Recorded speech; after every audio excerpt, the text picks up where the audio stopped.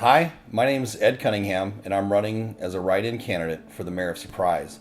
One of the most common questions that I am constantly asked is, what party am I registered with? So I am registered Republican, and I consider myself a constitutionalist. I believe in limited government. I believe that the government is there for us to collectively provide for what are needs within the community and not wants. I believe that the government's job is to stay out of our way and to allow us to live the lives that we want to live. As a mayor, it is a nonpartisan position. This isn't about party. This isn't about more segregation and more divisiveness like we've seen throughout the entire United States, and I will not allow that here in Surprise. It genuinely does not matter to me what party you decide to affiliate with. What matters to me is who you choose to be as a person, and those are the types of people that I will be working with as mayor of Surprise. One of the other common questions and comments that we get is, what are the things that I've done within the community? This is not always an easy subject for me to talk about because I've actually enjoyed the anonymity of doing a lot of things behind the scenes. One of the skills that I've mastered over a lifetime as a firefighter, as a veteran, as a business owner is building relationships within the community. And that's allowed me to be what I refer to as a bridge builder in the community. I've helped mediate through lots of breakdowns behind the scenes, whether that's from resident groups to the city or between the city and resident groups, or even with fire department issues. It's been a lot of work internally to decide to step up into the spotlight like I have. And one of the reasons kind of why I did and why I didn't want to step up is the ugly side of politics.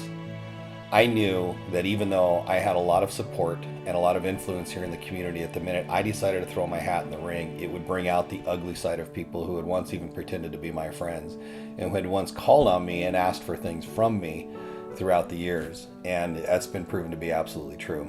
I will tell you this though, running for mayor, and as I am the mayor of Surprise, I will not allow the ugliness of politics to inundate Surprise. This is not what our community is about. This is not what we are about as a people. Someone once asked me, what is it that I love about Surprise? And one of the things I love about Surprise is I've never met a stranger. And I want to keep those core values inundated throughout, not just the elected officials, but the hired city employees. And I'd like to have that ripple out and into the community and stay in the community. I love this place. I'm going to work full time as your mayor to not only keep us where we're at, but grow and build upon the foundation that we already have as a community here. So some of the specifics of the things that I've done, and again, this isn't always easy for me to talk about because I'm not a spotlight person. The only time you'll see things from me with the charity work and philanthropy work that I do is when being in the public's eye will bring more awareness to it and allow us to do something on a grander scale. If I could take care of it just myself, I do it quietly and I do it behind the scenes. And that's why when I'm asked these questions, it's harder for me to really answer about it because this isn't about notoriety. This is about making a difference in our community. So Reba's Visions, that's one of my favorite charities. The Blue Line Crew, that's another one of my favorite charities. They stepped up at a time when it seemed like the whole nation was out to attack our police officers. They stepped up to let our officers know how much we love and care and appreciate their service to our community. We did a lot of fundraising with them, a lot of networking to help build them up. And yeah, there's quite a few charities. Tanner Helm and his tree house raising the money for kids to go to Christian summer camps. That's another one of my favorite charities to support here in Surprise. I could go on and on. We have so many great people here. There's so many great veteran charities. One of my favorite charities, actually this is the one I love to talk about, and I'm proud to be a part of, at least in the background supporting, is Karen York's Spencer's Place. And how that came about, I had heard that it was coming about. So Karen has worked for almost 2 solid decades with our special eds students and young adults here in Surprise. And she had a lot of her students coming back to her telling her they couldn't find jobs, or they didn't have the skills to work at some of these jobs. And so out of the goodness of her own heart and with her own money, she stepped up and opened a coffee shop called Spencer's Place. Now Spencer's Place is named after Karen's son Spencer, who has Down syndrome. and you'll see him in the store. In their new store at Cotton and Greenway, they've got a great record collection. That I got a funny story about that record collection, and that's actually on the social media post. When I bought a bunch of records and at a garage sale and brought them in, and we found something, and I'll have to post that later. But I got a call from Julie Neal, who used to be our head of the Tech Accelerator here in Surprise, which is a business incubator that the city has been trying to build and grow. And Julie asked me to go over and meet with Karen because they were having trouble getting open. And since I had owned a restaurant and I'd already been through the process, I had some stuff I can lend to her. And this is what I love about community. So I showed up. Karen came to the door, said, "I'm sorry we're not open yet." I said, "I know." Julie called me, asked me to come in and see you and see if we could help. And so me and my cousin went in, and she was just exasperated. She had been trying to get through permitting. She had been trying. There were so many things that were just kind of piled up. She was trying to get all of her ADA compliant stuff. And I said, "All right, let's sit down, let's do it." So she had a list. We started going through the list. First thing, ADA compliant hardware being purchased and installed. So I called Richard Russell, who was a big supporter of our community here in Surprise, actually one of my next door neighbors, and that was his whole business was ADA compliance.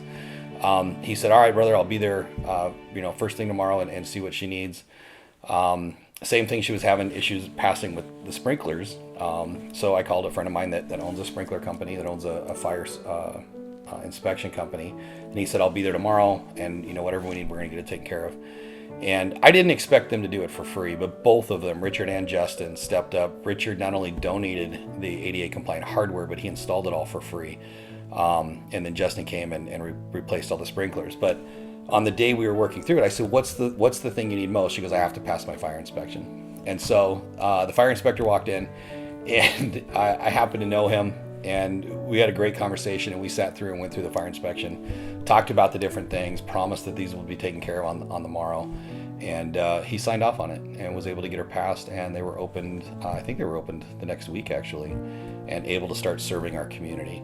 One of the things and after that, we all became friends, and because I'm also very passionate about our special needs community here in Surprise, and one of the programs that we've been working on, and this is Karen's program that I'm supporting her in, so I'm not taking any credit for it. This is all Karen York and her amazingness and her amazing heart and her family's amazing heart and support of her.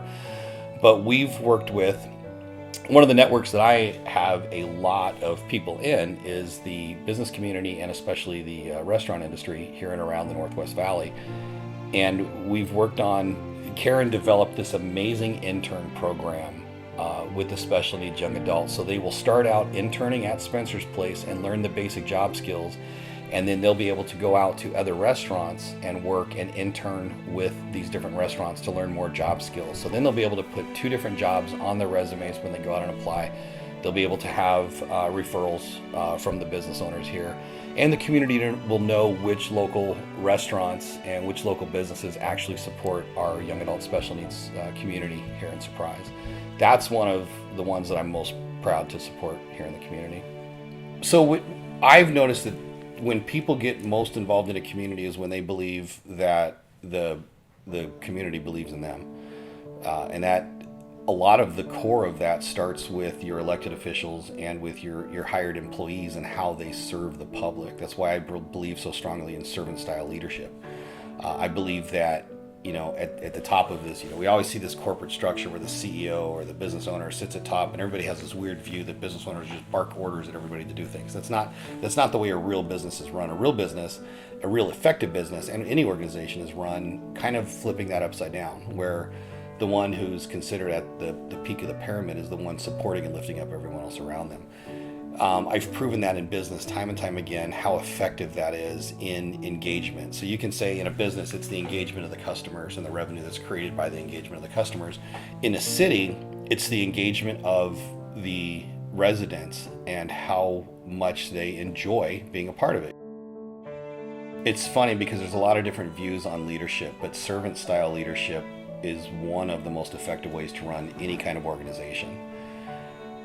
It goes back to a story I talk about. I grew up in basically a 2-bedroom house. We eventually converted the garage into a 3rd bedroom, but the only place of privacy that you could get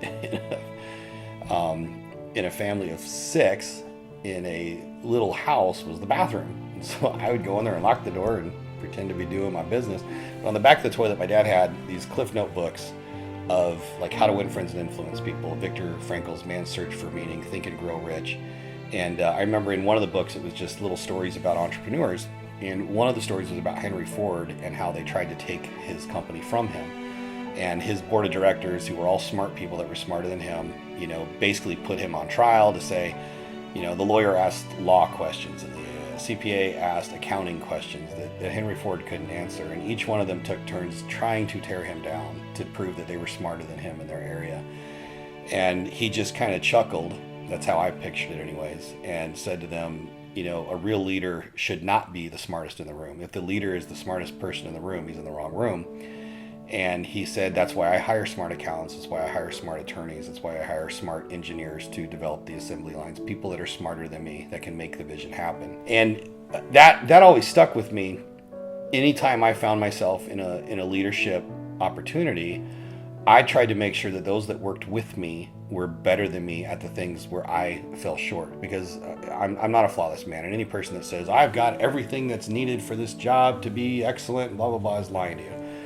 This job, especially the office of mayor and that kind of leadership position, is not about having all the solutions, coming up with every one of the solutions to fix every problem. Your job, my job as mayor, will be to bring the right people who are way smarter in their area of expertise than anyone else together to create the plan to solve the solutions. So a lot of people keep coming up and asking, how are you going to solve this? How are you going to solve this? How are you going to solve this?